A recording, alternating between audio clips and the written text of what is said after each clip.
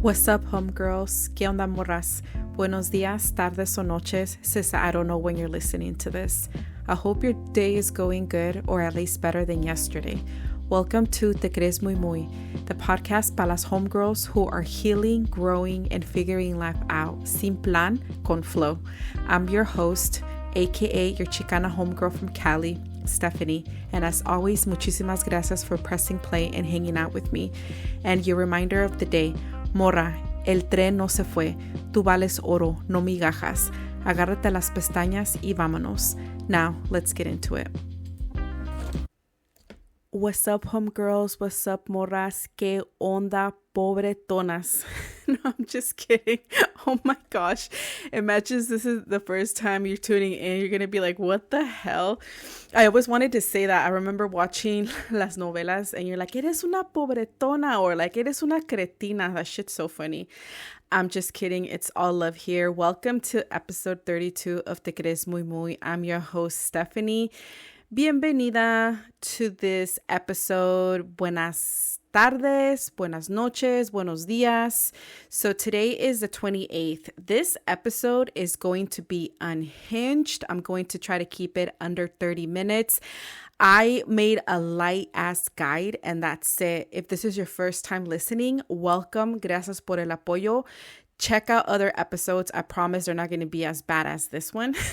If you are returning, gracias por el apoyo. Don't forget to follow the pages on TikTok and on Instagram at the Crees Muy Muy podcast. Let me go ahead and get started.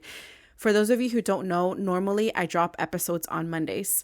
Okay, last week I dropped it on Friday. The week before, I think on like Thursday, no me acuerdo. And today is Sunday, and I don't even think I'm going to edit this. Facatela, I'm just going to send it. Anyways, I want this episode to feel like you're catching up hella quick con tu homegirl, tu sister, tu comadre, your best friend, lo que sea. So I'm not even going to put any background music. For those of you who follow me, who have listened to the podcast, normally I try to do my best to like edit y poner una musiquita en el fondo. Yeah, fuck all that. I'm not doing it. So let me go ahead and get started. Once again, thank you for el apoyo. I really, really appreciate it. So I want to talk about a couple things. Since this is going to be a shorter episode, no more than half an hour, and that's a lot, ponme in the background. Haz tu quehacer. I'm going to be periqueando and stuff. I appreciate the support. First things first, World Cup shenanigans. Okay, no particular order. I think what was, I guess you could say, sticking out to me the most, I don't know why I'm surprised. Like, I'm surprised, but not the treatment of Iran. So, for those of you who don't know, Iran got eliminated yesterday. So they were waiting on other teams to see if they're going to qualify as the third in group, right? So all they needed was to happen was que either, it didn't matter, Algeria versus the Austria game. Either team had to win. It didn't matter quién ganaba, just as long as it didn't end up as a tie. So the referee gave 4 minutes extra, and that was it. I think it was 4 or 6, actually. No me acuerdo. One of those two, right? So last minute, I think it was Algeria scored y quedaron like Austria out, and then a minute later metió Austria a goal and they were back in. So at that point, when Austria was winning, Austria was out y iba a entrar Iran. Pero como empataron, both got in and Iran is out. So I was pissed because the ref was only I think it was either 4 or 6 minutes extra de tiempo, y he extended it. I don't know why the fuck he kept going. If he wouldn't given those extra minutes beyond the 4 or the 6, whatever it was, Iran would have made it. So I was super pissed about that and stuff. Y también algo que no me gustó. Look, I understand they deserve to be there. They qualified, hicieron lo que tuvieron que hacer, right? But at the same time, the other part of me, and this is what I was telling my dad and my mom, that part of me was like, ¿para qué vinieron, dude? Los Estados Unidos los trató muy culero. So for those of you guys who don't know, they had 3 matches. 2 of them were in LA, and the last one was in Seattle. So after the game, I think they were given like maybe 1 or 2 hours tops. They had to leave. Se tenían que regresar a Tijuana. That's where they were stationed. And qué culero, y'all. Recovery after the games, y'all have seen it, whether it's like in football or in basketball, lo que sea. Se acaba el juego, you go back to the locker room, te metes a bañar, or you recover, te pones que tu hielo, que tu bands con hielo, lo que sea. They were doing the fucking recovery en el bus. And the players were talking about that. They were like, we have to leave right away. It's just not fair. Eso no está bien. And it's true. How the fuck are you going to be recovering en el bus? Right? And that's something that I was saying, like, part of me is like, no hubieran venido, like, cómo los están tratando muy mal. And every time they went to a certain, like, stadium, even though there was only two, the SoFi and the one in Seattle, dejaban sus notas, gracias. They were so grateful for the way Mexico treated them in Tijuana. And I'm so happy que había, even though obviously no son muchos, there was fans welcoming them in and out. Y tenían un chingo de security outside, and they were so grateful, and there were fans, wanting to get their jersey signs o lo que sea. Mexico los trató muy bien. Y se me hace eso tan culero. And then apparently some of the players, their visas were good, and then the next thing you know, que ya no es cierto, they got canceled o que se tenían que ir. One of the main soccer players was detained in the airport for like 2 hours. Los estaban entrevistando, investigando, hella shit. And this also, too, quick side note, went under the bus like radar. Uruguay también les pasó something similar. No, ellos no sé dónde jugaron. I don't know if it was like either they were getting off the bus to go or coming, pero I don't know if it was DHS o quién era. Había los perros, les estaban like searching the bus and their equipaje. And the players are just standing there like, what the fuck? I don't know how that got swept under the radar, but I thought it was like hella fucked up. Anyways, so there's that. I feel for them. I think that it sucks. But I understand, pues, obvio, they qualify, they should be there, but at the same time, part of me is like, ¿cómo los trataron bien culeros? So there's that. Number 2, the small nations qualifying. It's so sick to see that. I always root for the underdogs, no matter what. Y me da mucho gusto that, like the United States and just other people los estaban apoyando too. It was really cool. Another hot take, but not really. Messi should have been expulsado. So for those of you who don't know, when you get a red card, you get kicked out of the game. It's like an ejection, and then you don't play the next game. And also too, in a game, if you get 2 yellow cards, because you can only get 2. So let's just say I'm playing and I get one, and then like half an hour later, bolas me dan otro. That second yellow card automatically turns into a red one, and then I'm ejected, and then ya no puedo jugar the following game. So that's what happens. But yeah, Messi should have been expulsado. That's bullshit. Okay, the next one, Mexico versus Ecuador. I'm super duper excited. I know that a lot of Mexico fans wanted England because of the altitude, and then because están jugando en el Azteca, they're gonna play. That's where they're gonna play. But the elevation and everything, that's out the window with Ecuador. Ecuador's a good team. They have good players who play in Europe. So it's not going to be an easy match. Pero this is Mexico. De aquí en adelante, because now they're out of the phase group, right? Del grupo, they're out of that. Ahora sí, México va a tener que jugar better with urgency.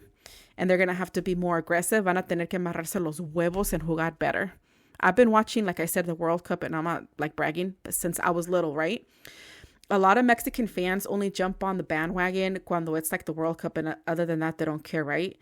I've seen Mexico win a lot of games, but it's with inferior teams. O a veces que es al revés, juegan bien against good teams, and they struggle with like inferior teams, I guess you could say. Mexico also too has won games, and they're fucking hella boring. Like, you're just like, no, Mexico va a tener que cambiar su estilo de jugar, in my opinion. I know that they're really disciplined, and they're just there, like, I don't want to say doing the basics, nada que ver, right? But they're just there, like, they're predictable in a sense, and so far that has worked. All that shit has to go out the window. But that's just me. So go Mexico. Anyways, all the shenanigans, once again, que está pasando in Mexico and the U.S. So I wanted to say something real quick. All the foreigners, the Europe, que I know people get mad because Europe, whatever, que decimos Europe, but Europe, all the Europeans trying the fast food, que el Chick-fil-A, que Chipotle, well, not fast food per se, but like Chipotle, In-N-Out, Burger King, tacos, lo que sea, right? I see there's a split for In-N-Out, and maybe because I'm biased, I'm from California, but I think In-N-Out is hella good. A lot of people don't like their fries. What a lot of people don't seem to understand is that inside the restaurants, están los chamacos, or the people working there, because a lot of the times it's young people. They're there like literally cutting the fries. The fries are never going to taste like McDonald's because las fries, the In-N-Out, are fresh. And there's a lot of people saying, oh, they taste like cardboard. A lot of Europeans were saying that que saben feas. And then someone commented, damn, Europeans have tried a lot of cardboard in their life. And everyone's like laughing or whatever. That's what a lot of people don't seem to understand. It's fresh, it's cheap, it's consistent, and it's good, and you can customize it. And one of them is saying is like, well, if you have to rely on a secret menu to make In-N-Out taste good, then it's not really a good model. They're like, no, like, you can ask for that stuff because it's hidden, but it's a good menu. And it's sí cierto, el menú está basic, pero está bien bueno. And I always say this, I have gut issues. I've never felt sick eating In-N-Out. You can customize it, light spread, no spread, extra grilled onions, grill the bun, extra crispy on the fries. You can get a Neapolitan, que son todos los tres sabores of the milkshake, etc. So yeah, I don't know. Something too, lo que estaba mirando is the Australians are always bitching and complaining about the coffee, que no está bueno acá. We know that some coffee chains no están buenos. El de Starbucks is a hit and miss. At least for me, it's the most consistent. Pinche Dunkin' Donuts, it's never consistent, and that goes also for Dutch Bros. Dutch Bro has never been consistent for me. Dutch Bros and Dunkin' para mí no están buenos, but if I had to pick one, I would go with Dunkin' because Dunkin' has more locations where I live than Dutch Bros. And then Dutch Bros, it's kind of weird, their drive-thru that they have, like I said, where I live. Y también they're just never consistent. Their cold brew tastes weird. Anyways, that's just me. Like I said, all the foreigners trying the food, etc. That's hella funny. Okay, I should have actually started with this. My thoughts and prayers go out to Venezuela and everything that has happened. I didn't know what had happened. So the reason that I'm saying that is yo empecé un nuevo trabajo. And I'm not on, like, literally because it's a temp position for like anywhere 3 to 6 months. So Tuesday was my first day. Ahí no tengo tiempo de estar en mi teléfono like if I was home. So I saw like prayers for Venezuela, but I was like, okay. Pero fue algo bien rápido. I was looking at my 10. Y como I hadn't seen or liked, once you start liking shit on your algorithm, te empieza a mandar más. I liked it, but I skipped it, and then me entró una llamada, and then ya ahí quedó. I haven't been on my phone like that these last couple days, hasta que entendí que fue de los terremotos, and I was like, damn, that's hella sad.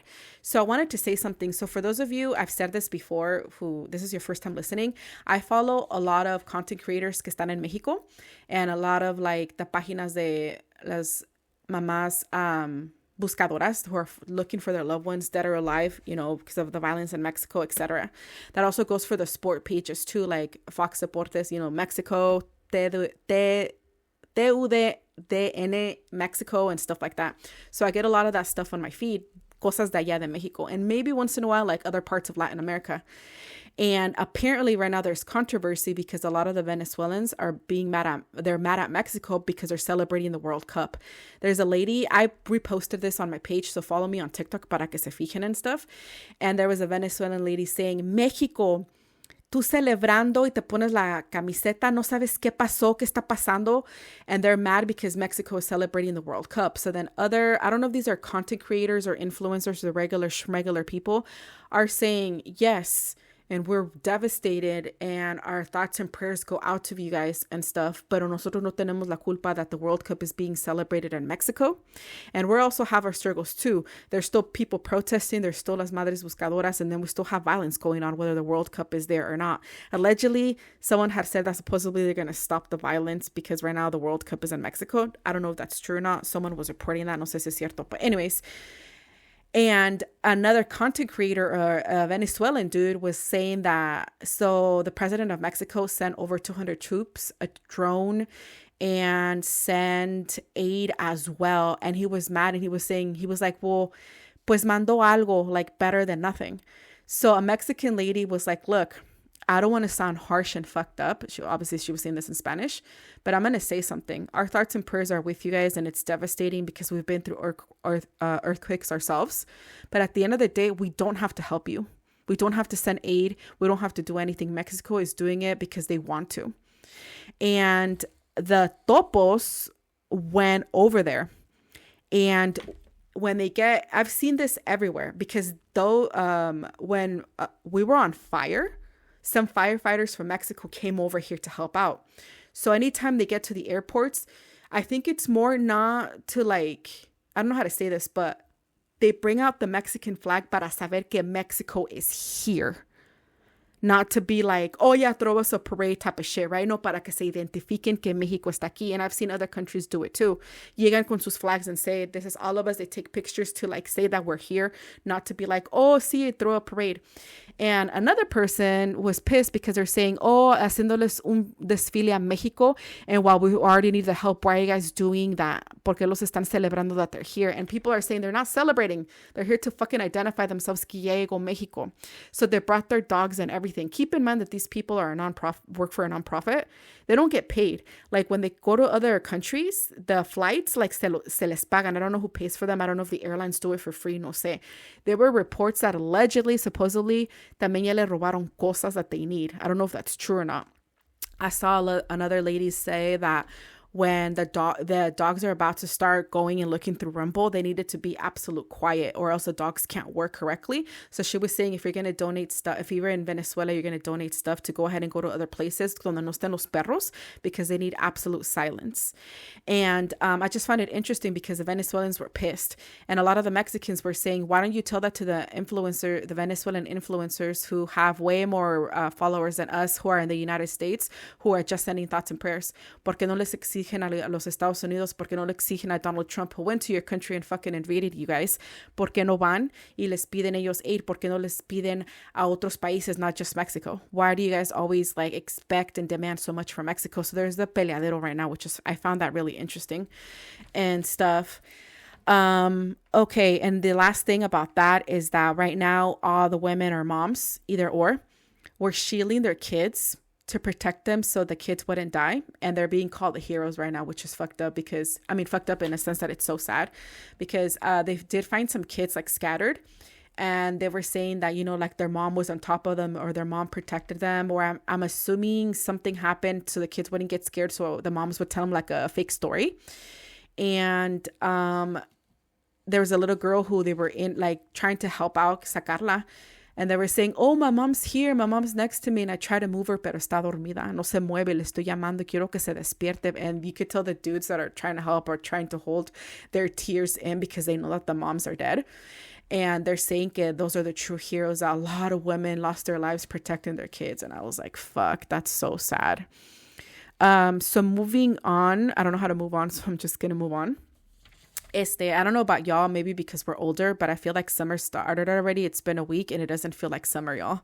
Siento como que todo el tiempo ya está corrido, and I'm like, maybe too because I started a job, and I'm going to talk about that in a second. Siento que I lost sense of time. So I'm just like overstimulated because I'm doing a position that is brand new. So there's no SOPs, there's no training, nothing. I'm learning. I'll talk about that in a second. Anyways, otra cosa hella, not funny, but I'm like, So I told you guys about, I think a week or 2 weeks ago that I took a menopause class. If you have Kaiser, sign up for it. You don't need a referral. Métanse a sus cubbies. And there's a whole bunch of online classes because it's only offered online. There's good information. It talks about menopause and also perimenopause, the different stages and everything. I started taking progesterone. I started on Friday. So I haven't felt any side effects as of yet. Hopefully I don't feel them. I take it at night though because it can make you drowsy. And then they also told me, I didn't really need a consultation, but I still took it, que it may contain soy or peanuts. So if you're allergic to either of them, ask your doctor or your pharmacist before using. I literally just read that off the little bottle. So yeah, my main symptoms, periods are just different now. And the night sweats. Yes, en la noche, during, a couple days before my period, during, and a couple days after, but I'm not having night sweats or hot flashes like normally without my period. Also, too, lo que sí ya me está chingando, and I'm going to be honest, like this has been going on for like maybe 3 or 4 months now, is the insomnia. I've had insomnia off and on since I was a teenager. I would go through cycles of not sleeping well y se me quitaba.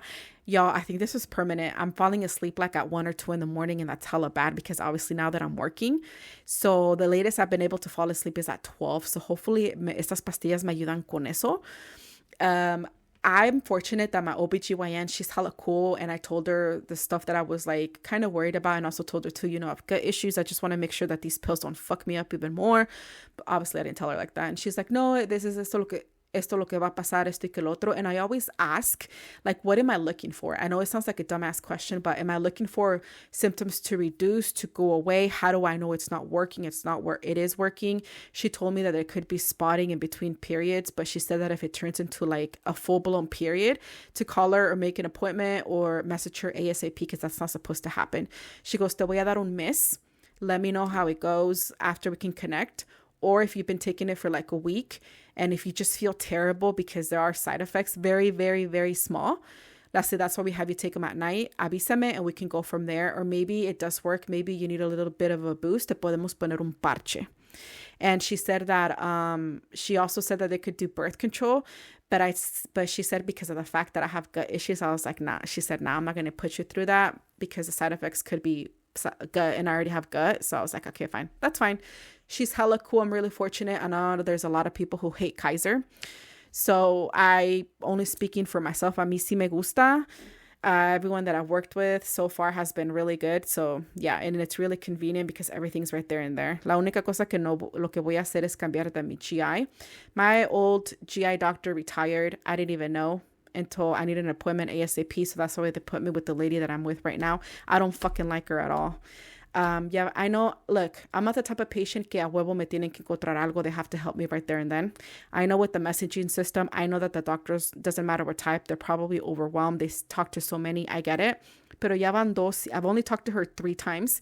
And out of the 3, ya van 2 veces that she takes my call and she's in her fucking car doing something. I can hear the alarm going ding. You know when the doors open or you're not wearing a seatbelt, it goes ding, ding. Yeah. And then she asked me about a medication and I'm like, I stopped taking that. Remember I messaged you? And she's like, oh yeah, sorry, es que me llegan muchos messages. I was like, all right, se la paso. Understandable. I get it. I think I'm super duper patient, believe it or not.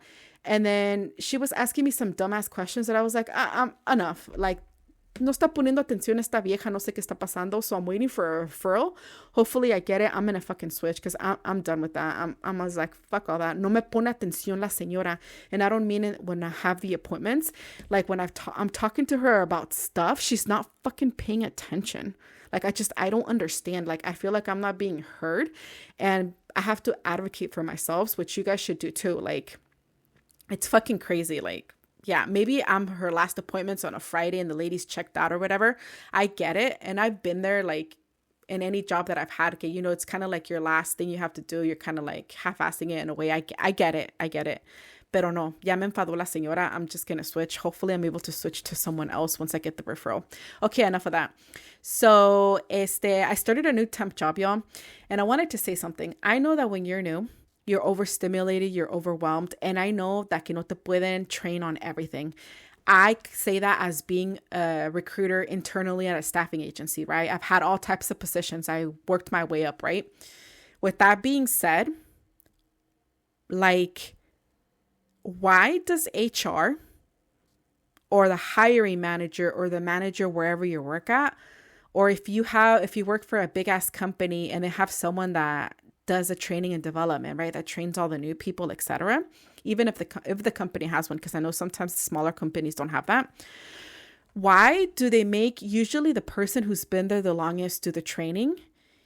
Most of the time, they don't even want to train, or they're hella jaded. They don't want to. They just want to do their job and get the fuck out, which I understand. You're there to do a job and that's it. Porque ahí donde estoy trabajando right now, it's a brand new position, like literally brand new. I'm learning shit on the fly.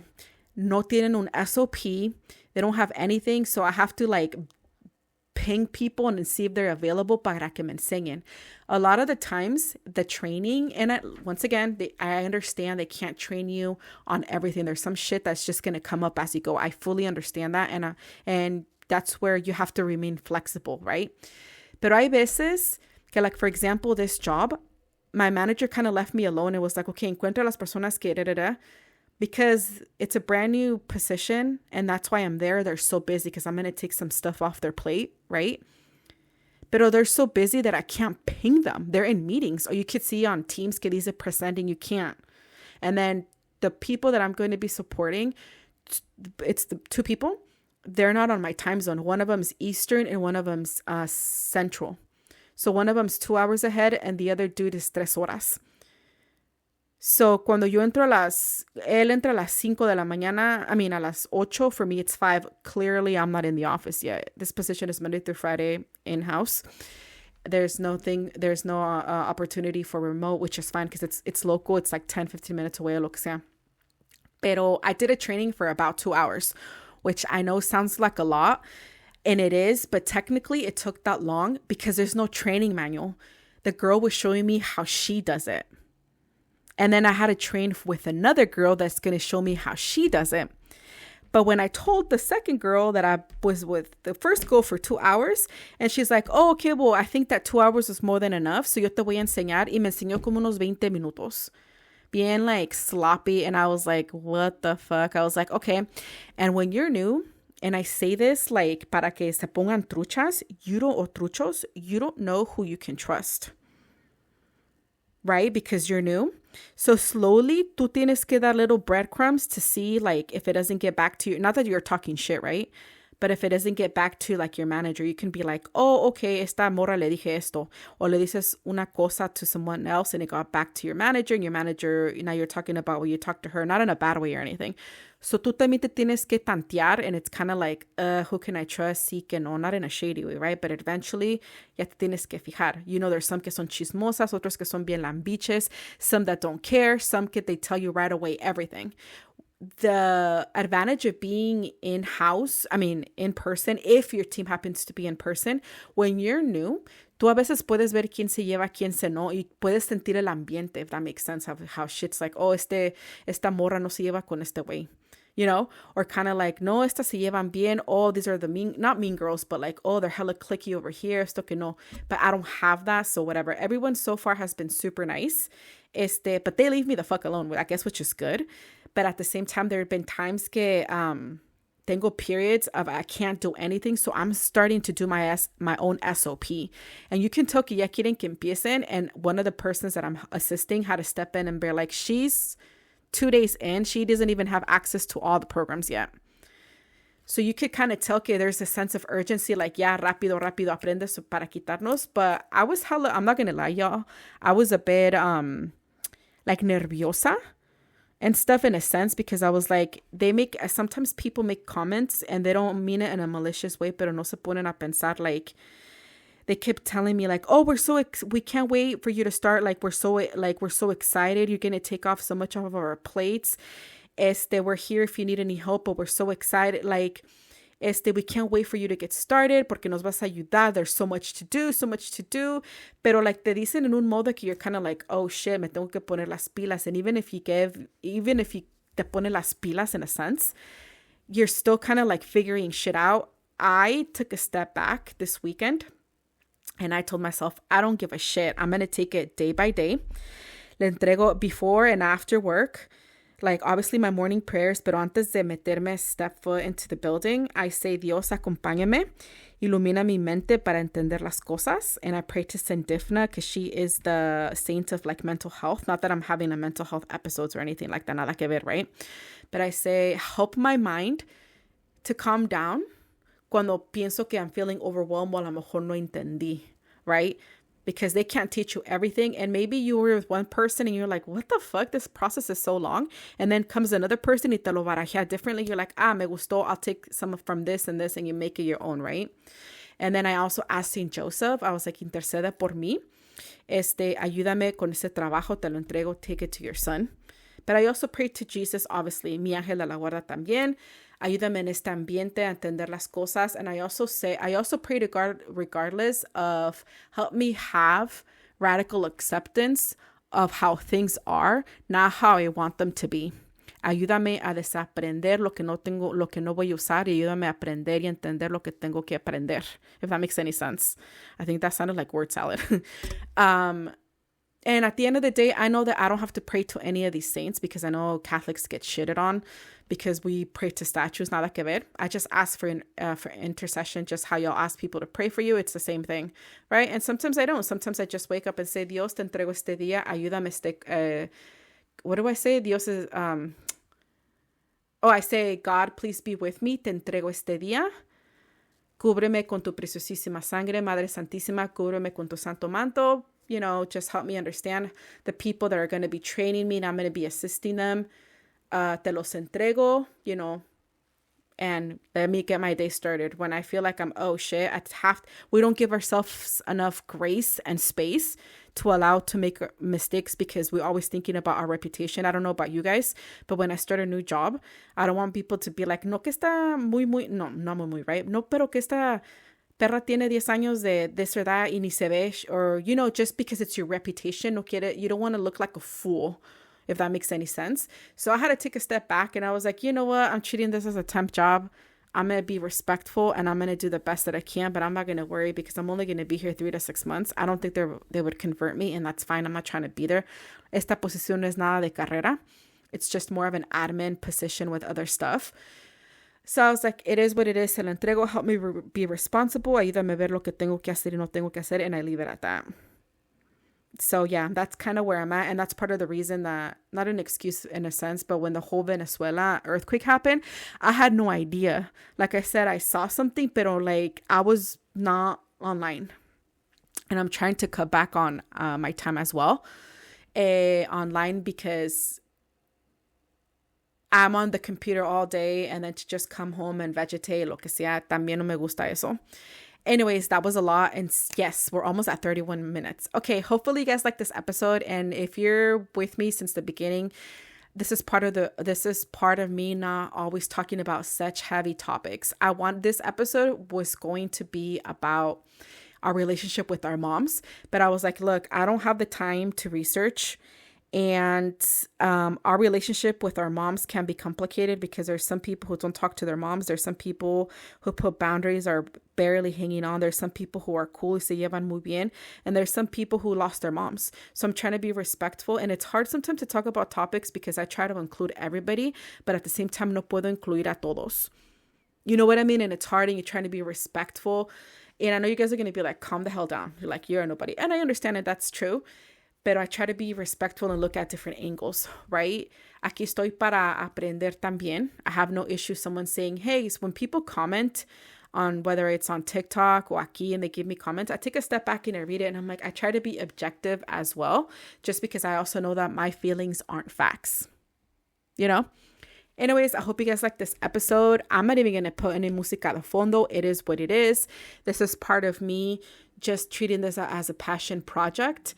Y I hope you guys like it. Don't forget to follow the pages on Instagram and TikTok at the Chisme podcast. I appreciate you guys taking the time to listen to this, because I know, like I posted, that over 60-something% of Latinas don't listen to podcasts because either they feel that there's topics that they don't resonate with, or they don't even know how to access it. So for you guys to be here and subscribe, it means a lot to me. When I get to 500 subscribers here, whether you're listening on Spotify or on YouTube, a ver qué hago. I'll do a little something just to show appreciation, because I don't take it for granted. The fact that I have over 4,300 followers on TikTok, I was like, oh my gosh, that's so cool. And it trips me out at the same time. Bueno, I'll let you guys go and have a good rest of your new week. Go Mexico. I hope they win. And I'll catch you guys next time. Bye.